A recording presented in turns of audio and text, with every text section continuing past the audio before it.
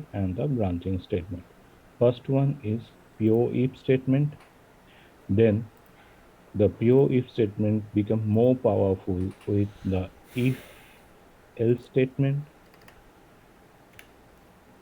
And the third one is the switch case. Switch case, or it is also called the switch case default. So there are mainly three types of conditional statement: if else, and switch cases. So if else and switch cases, there are some modification to this one also. Like switch case, we can make switch sorry, in if case we can make if else ladder. We can make nested if else like this, that can be done in case of switches also. But these are the three basic branching statement. Now let us understand why the branching statements will be required. Whenever we are writing a simple C code, suppose in the main function, there are some statements: statement 1, statement 2, statement 3, statement 4, statement 5, like this. There are, suppose, is number of statements present in the main function. So how it will, in a simple code, how it will be executed? First the statement 1, then statement 2, then statement 3, like this it will continue up to the last statement, that is statement n. Now this is a serial execution of a code. Now, but this is not all the thing we need from a programming language. The programming language, there are maybe some statement which will be required when a particular condition is satisfied, only executed only at those time when a particular condition has been satisfied. If the particular condition does not satisfy, it will not be executed. So in that kind of cases, we are going to use the conditional or the branching statement, because it will not run in a sequence, but it will create a branch. So from this example, let us take, I have a main function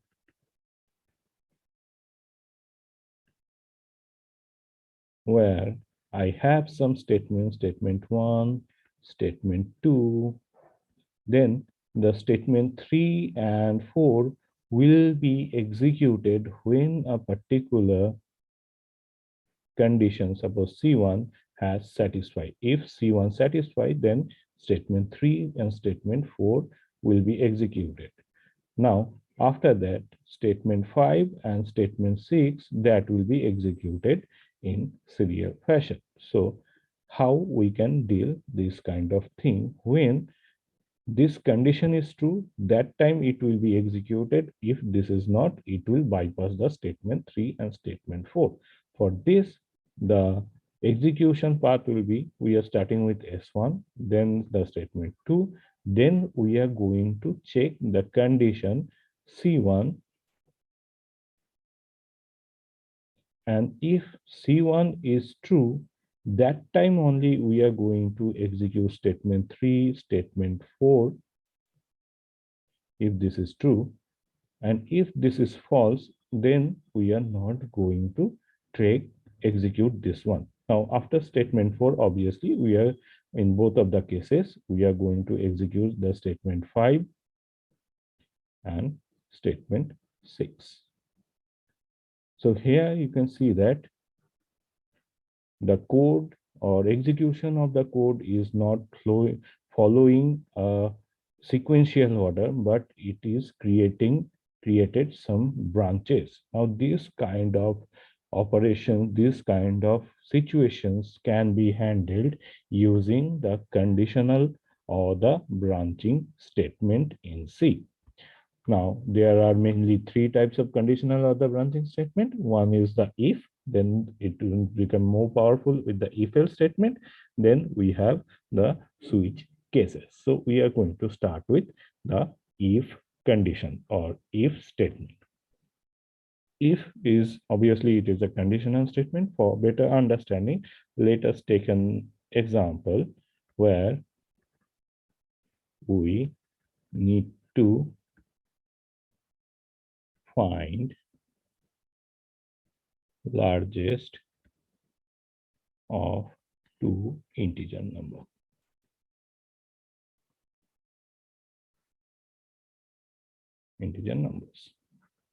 So what we can do, if we go for the flowchart, first we are going to start, then we are going to take input from the user. So we are going to take input from the user, that is, we are going to suppose we are going to take input in the A and B variable.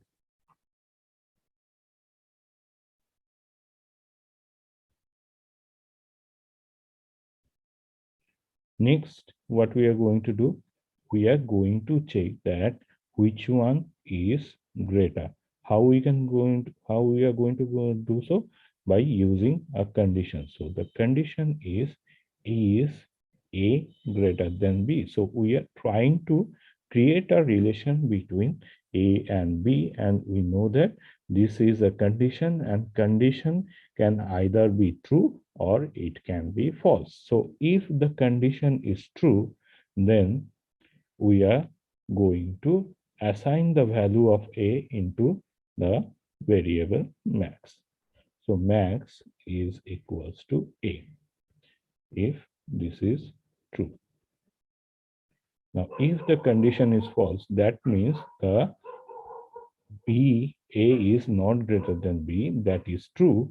So here, this time it will be, the max will be assigned with the value of B. So max will be equals to B. Now, after this, we should connect them and it will be terminated. Here, once again, we print the value of max to print the maximum value. And then we can end it by the end terminal. So this is the flowchart, or this is the logic how we are going to do it. Now, how that can be done in C, let us discuss that now. So for this, first of all, we have to include, as we are performing input and output tasks, we have to include stdio.h. Then we are going to define the main function, int main. Here we are going to take three variables, A, B, and max. Now, what we are going to do, we are going to give a message to the user that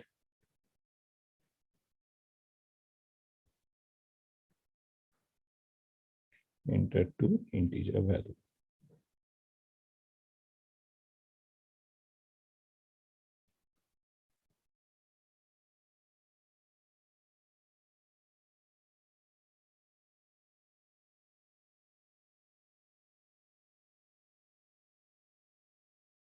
And the next parameters will be the address of A, address of B. Now, what we are going to do, this, so we have done up to this.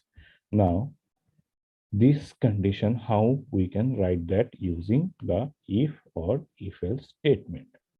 So what will be done? If A is greater than B, so the general form of if statement is if, then within bracket we need to specify the condition. Now, if the condition is true, so this is called the if action. All the statement written over here will be executed. Within this if action will be executed. If the condition is false, then it will go to the else part and it will perform the else action. But try to remember that else is not necessary for each and every if statement. We can have only this kind of statement also. If, then the condition,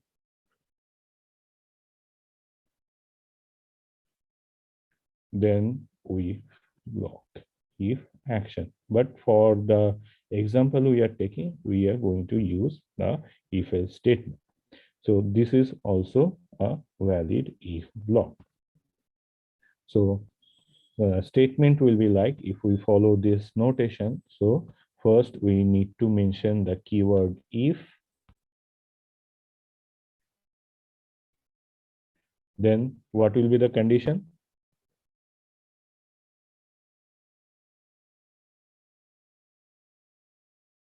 A greater than B. If A greater than B. If A greater than B, then what is the operation we are performing? We are performing assigning the value of A to the Max. variable max. Now, as it is a simple statement, it should end with a semicolon. No need to repeat it again. You have to remember this one. All the simple statements should end with a semicolon. Now, if you can see that there is no semicolon, that indicates if is not a simple statement. What kind of statement it is? It is a conditional or a branching statement. A conditional or branching statement or looping statement does not end with an semicolon, but a simple statement must end with a semicolon. Now, if this is true, then max A will be assigned to the max.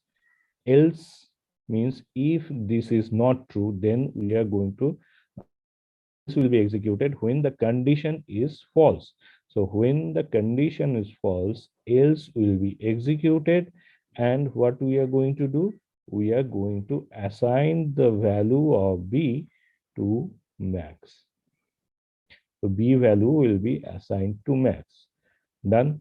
Now, what we are going to do? This is my if action. This is my else action. Both of them is over. So we are going to simply print the value of max.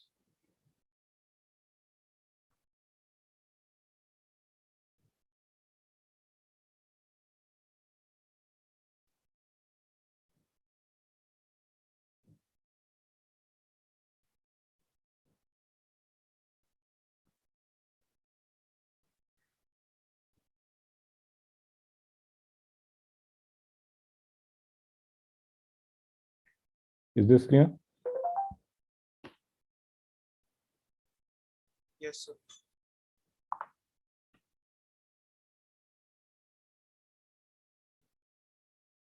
Okay. So this is how the if-else statements work. Now, there are some catches or there are some thing you need to remember when you are using a if-else statement. So first, I am not going to write the whole code once again. Just look at this one. I am having a integer value a. The value will be taken from user for a. Now, after the value has given by user, we are going to check that it is an integer, it is a even number or a odd number. If it is even, then we are going to add 10 to it, then print the value. And if it is odd, then we are going to add 15 to it, then print the value. So can you tell me how to write the if else part only for this problem? If a is even, add 10 and print. If a is odd, then add 20 and print. This is the thing we need to do. Now, tell me how we can do this.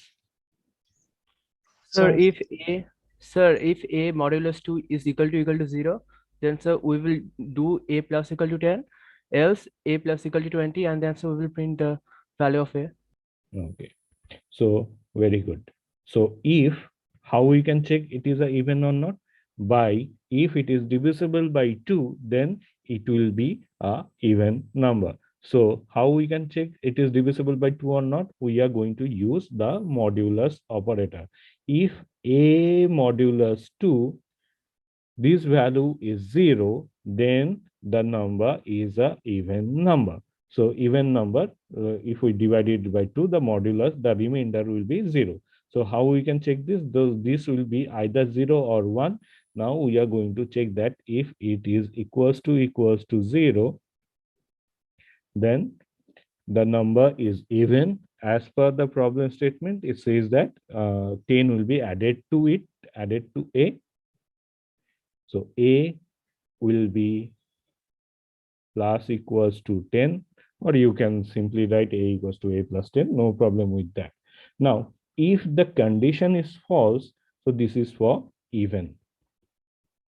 Now, if the condition is false, means the number is an odd number.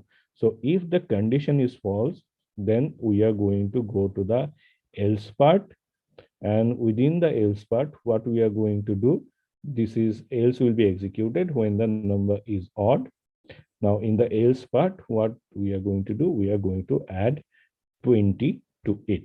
So the addition of as per our requirement has been done. So this is the if else block. Now this one, the rest of the part will be done.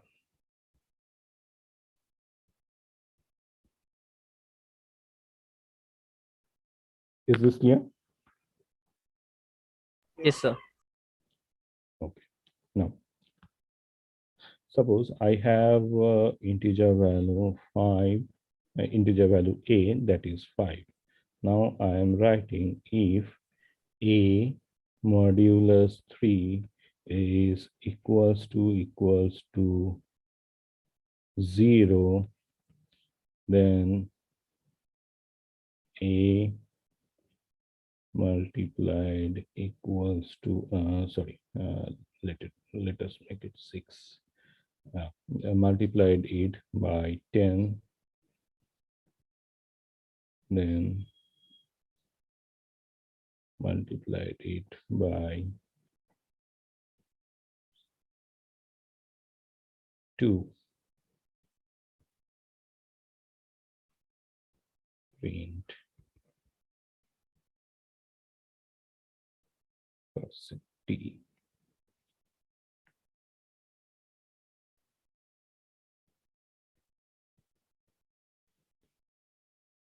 As I have already told you that if does not require the else statement to be there, it can work individually also. So I am not using any else statement over here. So for this, can you tell me the output? Can you tell me 60. the Sir, one? 120. 120. So Okay. 60. One will be, one option is 60, one option is 120. So let me see how it is going to happen. A value is how much? A value is 6, right? So A modulus 3, what is the value of this? A modulus 3 will give you, 0. it will give you 0. So 0, we are checking that it is equal to 0 or not. As it is equals to 0, so the condition is true. For the a equals to 6, the condition is true. If the condition is true, it will execute the statement within the if block. So it will it will perform a into a equals to a into 10. That is 6 into 10. That will be 60, right? So first it will be 60. But what about this statement? This statement will also be executed. Now you need to remember is that if, else, or any other branching or looping statement only consider one statement within one, sorry, I should mention it, one simple statement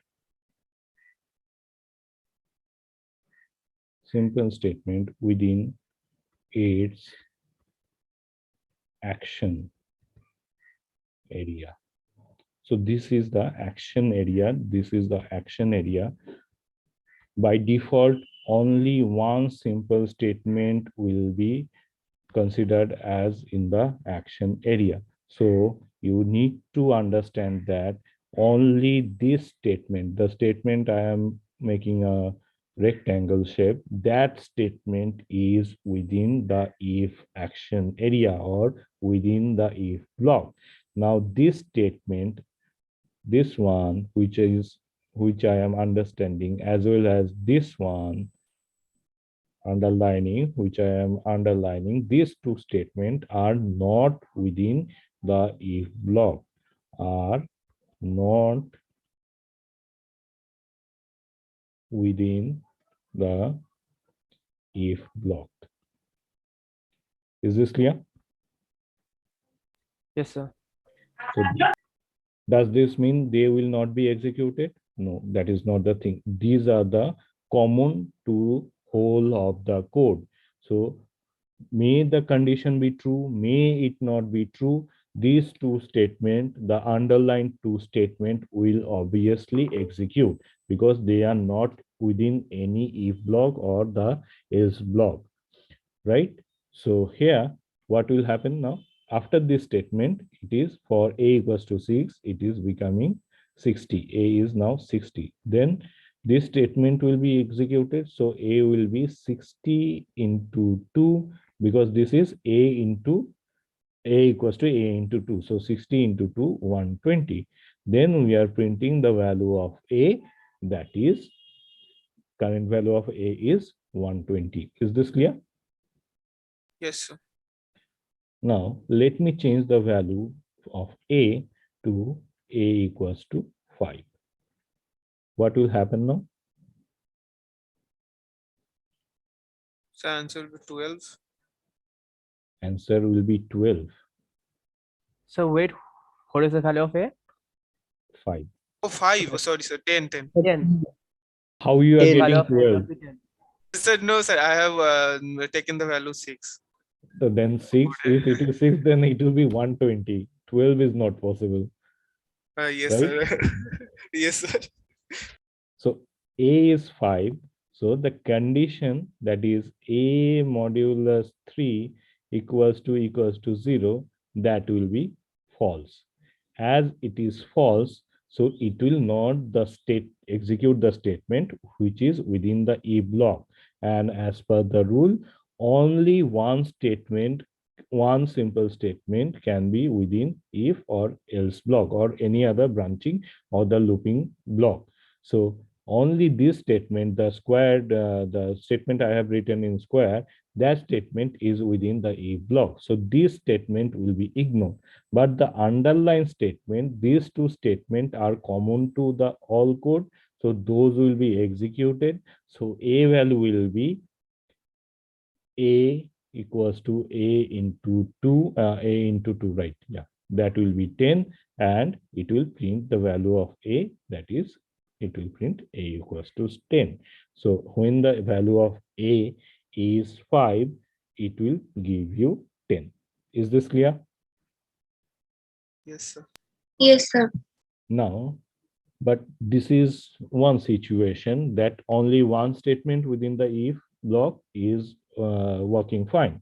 But there may be some scenario where we need to write, or there should be multiple statement within a if or within a if else block.